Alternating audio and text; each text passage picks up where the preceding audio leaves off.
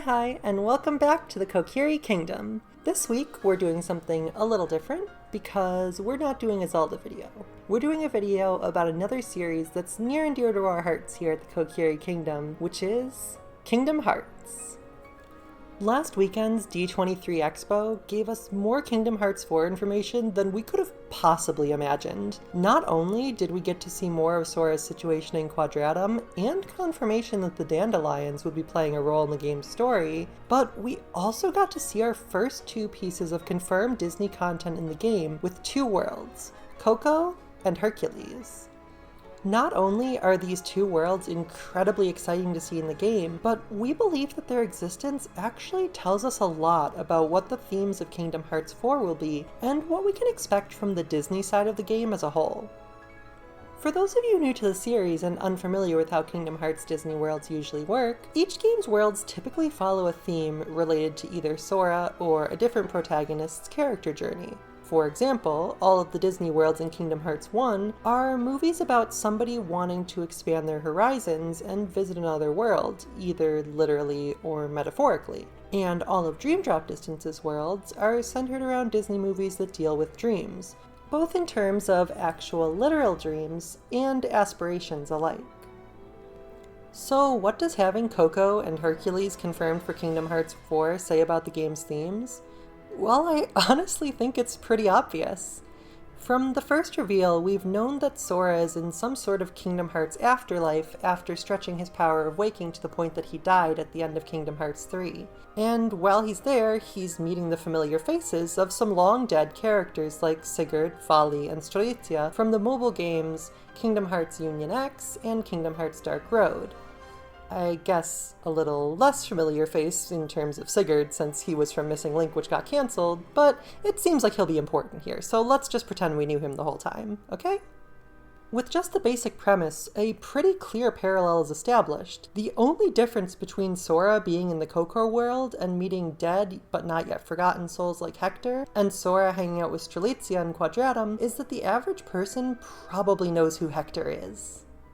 We believe that the Disney worlds in Kingdom Hearts 4 will be entirely focused on afterlives and underworlds, similar to the situation that Sora is currently going through in Quadratum. And working from there, we can actually make a fair few guesses as to which other Disney worlds will be in Kingdom Hearts 4. Before we make any guesses though, we should explain what our ground rules are, as to what would be a thematically cohesive world, as there's actually two different definitions here. Worlds that fit the theme literally, and worlds that fit the theme metaphorically. Let's use Dream Drop Distance's worlds as an example, as it's pretty in your face about what its themes are, even compared to other Kingdom Hearts games. Dream of dreams. Dream. In your dreams. There are two types of worlds in Dream Drop Distance. Worlds that are literally about dreams in the physical sense, like Fantasia, a world that takes place entirely within the dreams of Mickey Mouse, and worlds that deal with dreams in a metaphorical sense, like The Three Musketeers, a film about Mickey Mouse trying to achieve his childhood dream of becoming a musketeer. So using this as a base template, we'll be following a similar criteria with our world guesses and try to sort them into two different categories. Category A is worlds which will literally deal with death and have some form of afterlife or underworld. This is pretty self-explanatory, as both Coco's Land of the Dead and Hercules' Greek underworld both fall into this category. Category B is a little trickier. It's worlds which don't literally deal with death or an underworld in the physical realm sense, but still have a major theme of death, moving on, and letting go. You'll understand what we mean by this after we list one or two of them, so bear with us for now, and it'll make sense later. As for how many worlds Kingdom Hearts 4 will have, that's a bit harder to guess. Kingdom Hearts has never been particularly consistent with world count, so we'll just have to play it safe and assume that Kingdom Hearts 4 will have the same number of Disney worlds as Kingdom Hearts 3, which is 7 Disney worlds, not counting the 100 Acre Wood. Coco is 100% set in stone in the game, and it seems like a safe bet based on seeing Donald and Goofy in Coco that worlds that Donald and Goofy go to will also be visited by Sora at some point. So we can say pretty confidently that Hercules is back yet again, leaving Dream Drop Distance once again as the only Kingdom Hearts with no variation of it. And when we add that up, that leaves us with just 5 worlds to guess. So let's get cracking and see if we can get at least a few of these right. Don't worry, you can't crush a soul here. That's what life on Earth is for. Soul is admittedly probably one of the easiest to guess worlds if Kingdom Hearts 4 is indeed going for an afterlife theme. Heck, the movie takes place largely in two spiritual realms, the Great Before and the Great Beyond. If indeed Sora is bouncing between afterlives and underworlds trying to find his way back to the realm of the living, it only makes sense he'd try to make his way back through the Great Beyond, or try to re-enter the world through the Great Before. The Great Before is where souls go prior to their descent to life on Earth, so it seems as good a place as any for Sora to try to go to navigate back home. Beyond the basic compatibility of Soul having both an afterlife and a pre-life, and how that meshes with Sora's quest to get home, Soul is also a movie all about appreciating the life you have and the struggle that comes from knowing that you need to keep living even after you've achieved your dreams. It's practically built for Sora's current situation in Kingdom Hearts. Sora has succeeded at defeating Xehanort's over a decade-long scheme to start the Keyblade War, though at the cost of his life. And things are safe. Everyone in his world, though they miss him, are happy. But that doesn't mean he should simply accept being dead, should he? If he wavers in his goal of returning home and needs the extra push to re-embrace life, Soul would be the perfect world to give him that push, and I'd honestly be shocked if Square Enix didn't go for the opportunity to include it. Even beyond the thematic reasons, the world of Soul would also just provide plenty of good gameplay set pieces, as the afterlife of this movie is filled with cool environments like the Moonwind sailing sequence. And just imagine for a second Sora, Donald, and Goofy as the little soul blob creatures. It's too cute to pass up, right? While it would admittedly be a little hard to imagine either of the film's two main characters being a party member, I'm sure Square could think up something for 22, considering that kid gets into plenty of strange shenanigans during the film's run. Heck, maybe she'll even steal Sora's body for a sequence. We went with a pretty easy one for our first guess, as Soul is one of the most obvious picks possible for Kingdom Hearts 4, so let's pull out something less plausible for our next guess. Pirates. Pirates. Pirates of the Caribbean is a film franchise where literally every single film deals with ghosts, skeletons, necromancy, or quite literally walking out of the underworld like it's nothing. It's basically the only plotline these movies have, and every villain is some variation of it, but it is pretty impressive they can come up with this many variations on that theme. So not only would including one of these films in Kingdom Hearts 4 be thematically relevant, but it would also be a pretty good excuse for Square to reuse all those sailing mechanics they put a lot of effort into implementing into Kingdom Hearts 3. And I mean, everyone liked them and they were a ton of fun, so why let them go to waste in just one game, right? Of course, Sora has already experienced the end of the Pirates of the Caribbean trilogy, so if pirates were to return in the next Kingdom Hearts game, it would have to be an adaptation of one of the more recent films, those being On Stranger Tides or Dead Men Tell No Tales. Both could be considered relevant to Kingdom Hearts 4, admittedly. In Stranger Tides, Jack faces off against zombie pirates in a battle for the Fountain of Youth, so the film clearly has plenty to do with life, death, and immortality.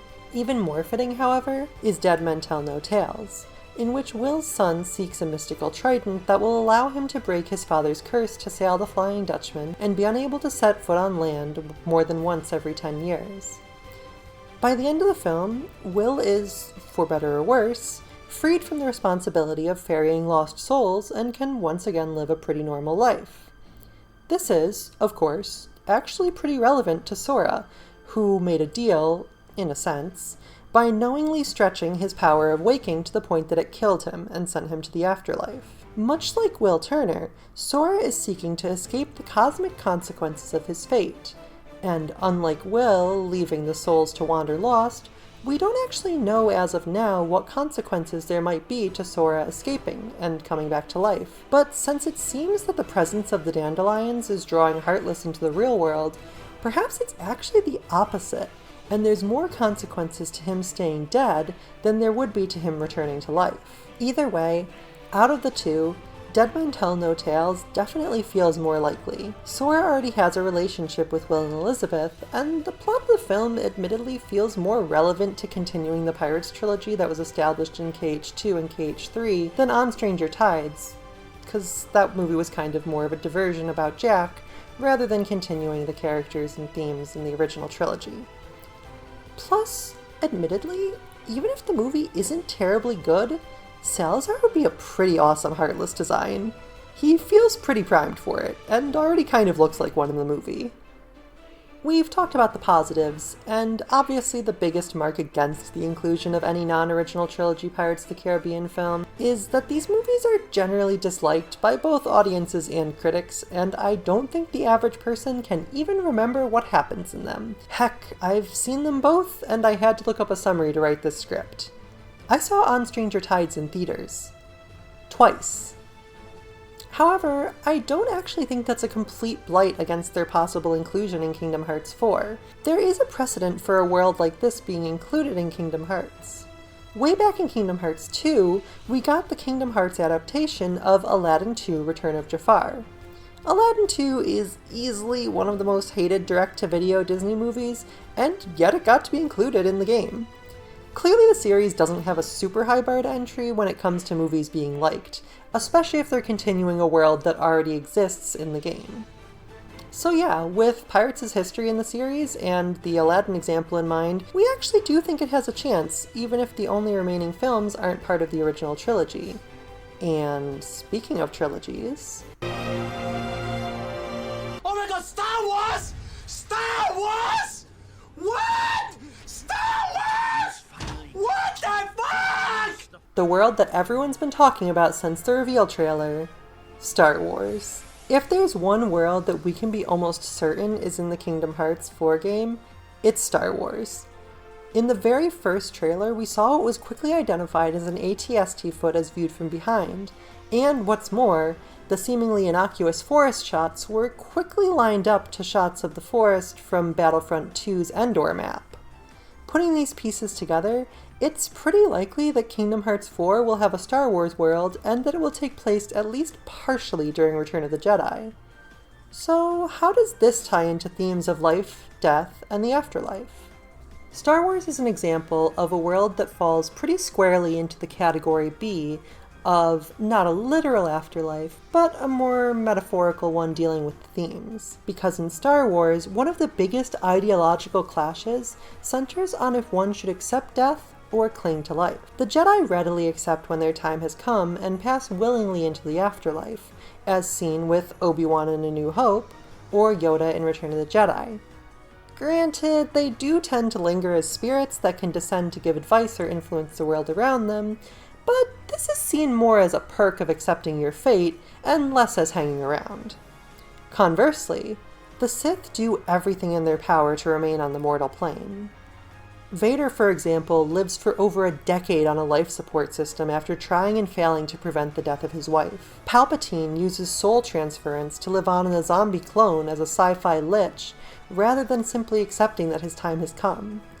The Jedi accept death and embrace their afterlife. The Sith run from it and try to do anything to subvert it. With this in mind, Star Wars almost becomes the counter-argument to worlds centering on Sora returning to life. Sora gave his life in a heroic sacrifice and moved on to the next world, so maybe it's wrong to try and find his way back. Maybe he should simply accept his fate rather than trying to subvert it by any means necessary. So why Return of the Jedi specifically? Palpatine's clinging to life is most on display in The Rise of Skywalker, and death is discussed most heavily as a theme in the prequels. Well, in Return of the Jedi, something very relevant to Sora's story happens. Darth Vader stops clinging to life like a Sith and sacrifices himself to save Luke like a Jedi. This could pretty easily parallel Sora giving his life to save Kairi, and be used to argue that it was actually a noble thing to do that should be honored rather than subverted. Sora could see Palpatine and Vader's obsession with eternal life on display, and then join the Endor celebration and see the Force ghosts of Obi-Wan, Yoda, and Anakin, and have a discussion about life and death, and the acceptance of that cycle rather than railing against it. So yeah, with all that in mind, we think Star Wars, and specifically Return of the Jedi, would actually fit the themes of Kingdom Hearts 4 pretty well, and be a great live-action world alongside pirates. But let's go back to the animation that the series is more known for drawing from. Please let me in. No. The other film that fits pretty squarely into Category B is Disney Pixar's Up. It's not a literal afterlife like the one in Coco, but it is thematically relevant and fits with the other worlds that we've picked for Kingdom Hearts 4 pretty well. Up is not a film about the afterlife itself, but it is a film all about traveling to a distant location and about dealing with death, grief, and learning to let go of the past and move on. In the iconic first few minutes of the film, the audience sees Carl meet Ellie, fall in love with her, marry her, lose a baby with her, dream of going to Paradise Falls, and then tragically losing her before they can make that dream a reality. When the film begins, Carl is completely overcome with grief. Feeling no joy or purpose in his life besides his unaccomplished dream of going to Paradise Falls with Ellie, he throws himself into one final attempt to make their shared dream a reality. This changes, of course, over the course of the film as he meets Russell and finds a new reason to live and hope. Up is about Carl overcoming his grief and despair and finding new light in his life. He must let Ellie rest and give up on their final dream in order to chase a new purpose. From Up, Sora could see that while his life may not sometimes go as he hoped, letting the dead stay dead and following new opportunities and relationships may be the best way to move forward. Sora is separated from those he sacrificed himself to save, but he has the dandelions, and a new life in Shibuya. Maybe that can be enough. Honestly, we're a bit surprised that Up hasn't been in a Kingdom Hearts game already. While the floodgates for including Pixar worlds in these games weren't fully opened until Kingdom Hearts 3 included Toy Story and Monsters Inc., the world of Paradise Falls just feels so natural for a game like Kingdom Hearts. It's very easy to imagine Sora interacting with the odd and colorful bird Kevin, or playing with and petting the goofy dog Doug. It's a beloved and acclaimed film, and one that fits the world, setting, and themes of Kingdom Hearts very well. As for our next and final guess, welcome, foolish mortals, to the final world of Kingdom Hearts 4. That's right, our final world guess is our most wild, as we actually think that Kingdom Hearts 4 will be the first Kingdom Hearts game to include a world that isn't directly based off a movie, but rather based off a Disney World attraction. One that fits thematically, narratively, and aesthetically into Kingdom Hearts 4 by being packed to the brim with ghosts, skeletons, afterlives, and underworlds. The famous home of 999 happy haunts, the Haunted Mansion. It's impossible to deny the importance of the Haunted Mansion when it comes to park-centric Disney IPs. The Haunted Mansion is one of the most iconic attractions in theme park history and has gotten multiple movie adaptations, comics, animated shorts, a Muppet special, and inclusion in video games like Epic Mickey. So if Sora's in the underworld, why not let him visit a spooky mansion to encounter happy haunts like Madame Leota, Constance Hatchaway, and the Hitchhikers to help him along his path? Across all adaptations of the Haunted Mansion, from the comics to the movies, there's recurring themes of grief, loss, and acceptance. In the Eddie Murphy film, for example, Master Gracie is unable to accept the death of his wife and is lured by Ramsley into attempting to murder a woman who resembles her in order to reunite them. In a more recent film, the Hatbox Ghost attempts to lure both Ben and Travis into suicide by exploiting their grief over their deceased wife and father, respectively. As can be expected from a house of haunts, the Haunted Mansion is a house of grief, luring in lost souls to become part of their ghostly company. Perhaps the Hatbox Ghost could attempt to trick Sora with the idea that if he dies within the mansion, he may once again swap worlds back to his own. Or perhaps Leota will try to use her seance abilities to connect Sora with Donald and Goofy, since we know that he'll be seeing their ghosts in Shibuya. Speaking of, there's actually a perfect way for Sora to get to a Haunted Mansion-themed world. He's in Tokyo. What else is in Tokyo? A Disney park. So what if Sora went to Tokyo Disney and found himself pulled into the Haunted Mansion, discovering its inhabitants are all too alive? Or alive in so much as ghosts can be, I guess, which isn't very much. From a gameplay perspective, the Haunted Mansion would be a good Kingdom Hearts world for the same reason that Tangled was. A simple world where Sora runs from set piece to set piece, experiencing what the environment can offer, in a way that also leads to a few short fights, and would make it a pretty perfect early game world that gets the themes of death and afterlife going, while trying to reconnect him with Donald and Goofy by mystical means. There's a good reason why this attraction has so much staying power too. There's a lot you can pull from to make a good and iconic world. You can include the haunted garden with the singing heads, the iconic seance room, the dark hallways with their changing portraits and floating candles, even the spooky stretching room foyer and attic full of hat boxes. Nothing worse than Luigi's Mansion, or that would scare away potential children from playing the game, but enough to give them a small fright as they play and take full advantage of all the goofy yet spooky fun that the ride has to offer. During D23, Nomura said that Kingdom Hearts 4 would be their opportunity to do a world that they've wanted to do for a while, but haven't had a chance or ability to do. While we don't have any details of what he meant by this and we're just guessing, what if this idea was a Disney World? Disney World? What if Sora really is going to Tokyo Disney during his stay in the city? It would make a pretty surreal experience for Sora to see all of his beloved friends as marketable plushies and mascot costumes before getting trapped in a literal haunted house. It's something I've wanted to see Sora experience ever since he got placed in Tokyo. It also came up during the D23 panel that Nightmare Before Christmas was chosen for Kingdom Hearts 1 because they wanted to do something unexpected, and they've continued to wish to choose unexpected worlds for future games. What could be more unexpected than the first non-movie world based on a theme park attraction? Truly, I think that between themes and D23 comments, the Haunted Mansion is a surprising dark horse with a lot going in its favor. Again, this is a very out there guess, but for a little extra injection of confidence on top of everything else, it's notable that despite the ride's iconic status, it's not actually been represented yet in the attraction summons for either Kingdom Hearts 3 or the trailers of Kingdom Hearts 4, so there's still quite a bit of hope. So something that you may have noticed as we've gone through all of our guesses is that thematically, these worlds actually kind of contradict each other with their moral messages. The message of Soul, Pirates of the Caribbean, and Hercules is undeniably that you should return to life as soon as possible and keep living to the fullest. Star Wars, on the other hand, sharply rebukes the idea of returning to life, and calls both resurrection and clinging to a life past its expiration date unnatural and corruptive. Up says you should move forward and make the most of the new things you can find in your new situation. Coco says that remembering those you've lost is more important than actually returning them to life. The Haunted Mansion could admittedly go in multiple directions, but generally it takes the tack that even if you may linger as a ghost, death is a one-way street.